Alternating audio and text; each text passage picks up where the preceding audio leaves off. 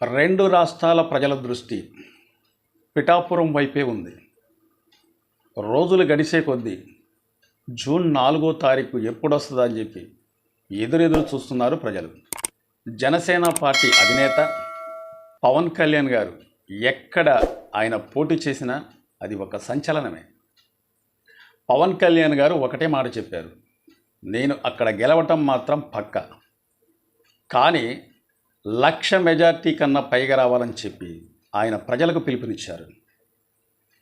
జనాల్లో టాక్ ఏంటంటే పిఠాపురంలో పవన్ కళ్యాణ్ గారు గెలిస్తే కూటమి తెలుగుదేశం పార్టీ అలాగే బీజేపీ పార్టీ బలపరుస్తున్న పవన్ కళ్యాణ్ గారు పిఠాపురంలో గెలిస్తే అతనికి డిప్యూటీ సీఎం ఇస్తారని చెప్పి ఒక జనాల్లో టాక్ అయితే ఉంది.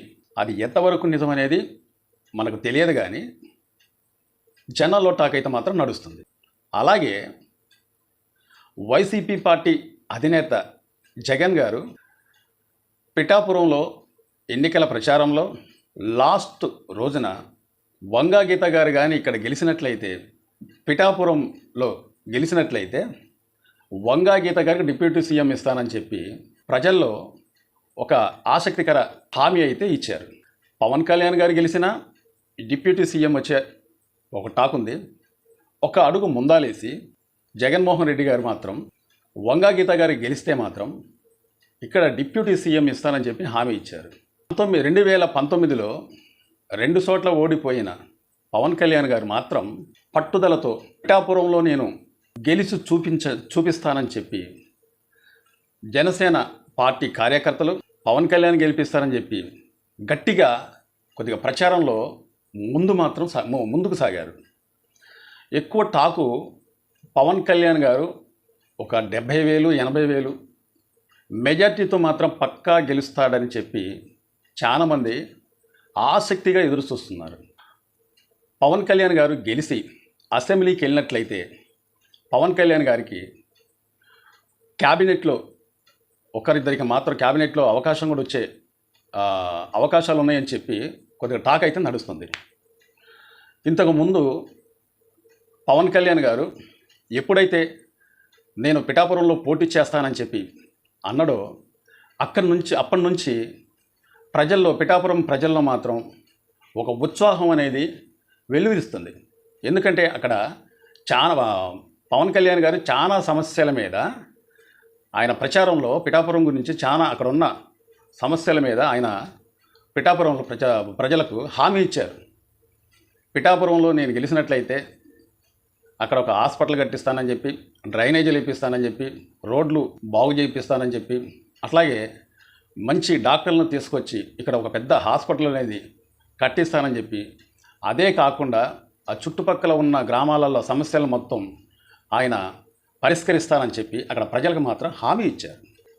పవన్ కళ్యాణ్ గారి ఫ్యాన్స్ మాత్రం పవన్ కళ్యాణ్ గారికి హోంశాఖ ఇస్తే బాగుంటుందని చెప్పి ఒక చిన్న టాక్ అయితే నడుస్తుంది. అటు పిఠాపురంలో పవన్ కళ్యాణ్ గారు గెలిస్తే ఒక పార్టీ అధినేత పిఠాపురంలో పోటీ చేస్తున్నాడంటేనే పిఠాపురం ప్రజలకు ఒక క్యూరియాసిటీ అనేది, అంటే ఒక ఆనందం అనేది, అంటే ఒక పార్టీ అధినేత ఇక్కడ పోటీ చేస్తున్నాడు, మా ఊరికి మంచి రోజులు వచ్చాయి, ఇక్కడ ఎన్ని సమస్యలైనా కానీ పవన్ కళ్యాణ్ గారు కూటమి అభ్యర్థిగా, పార్టీ అధినేతగా, బీజేపీ పార్టీ అలాగే టీడీపీ పార్టీ, జనసేన పార్టీ అధ్యక్షుడే ఇక్కడ పోటీ చేస్తుందంటే మా ఊరికి మంచి రోజులు వచ్చాయని చెప్పి అక్కడ ప్రజల్లో ఒక చాలా ఆనందం అయితే పిలుస్తుంది. అదే కాకుండా ఇప్పుడు జగన్ గారు ఉన్నారు, అతను పోటీ చేసే కాడ అక్కడ ప్రజలకి ఎంతో అంటే ఎటువంటి సమస్యలు అనేది లేకుండా కూడా చేయొచ్చు. అట్లాగే అతను ఒక పార్టీ అధ్యక్షుడు కాబట్టి, ఒక పార్టీ అధ్యక్షుడు ఎక్కడ నిలబడ్డా కానీ ఆ ఊరు మొత్తం కూడా రూపురేఖలే మారిపోతాయి. అట్లాగే చంద్రబాబు నాయుడు గారు కూడా అతను పోటీ చేసే కాడ అక్కడ ఉన్న సమస్యలు అనేది ఏమీ లేకుండా ఎక్కువ శాతం అంటే ఎటువంటి సమస్యలైనా కానీ సాల్వ్ చేసే అవకాశాలు ఉన్నాయని చెప్పి ప్రజల్లో ఒక నమ్మకం అనేది ఉంటుంది. కానీ పిఠాపురంలో కూడా పవన్ కళ్యాణ్ గారు పోటీ చేస్తున్నారు కాబట్టి, ఒక పార్టీ అధ్యక్షుడే ఇక్కడ పోటీ చేస్తుందంటే మా ఊరు సమస్యలు, మా ఊరు బాగుపడిద్దని ఒక నమ్మకం అయితే ఉంది.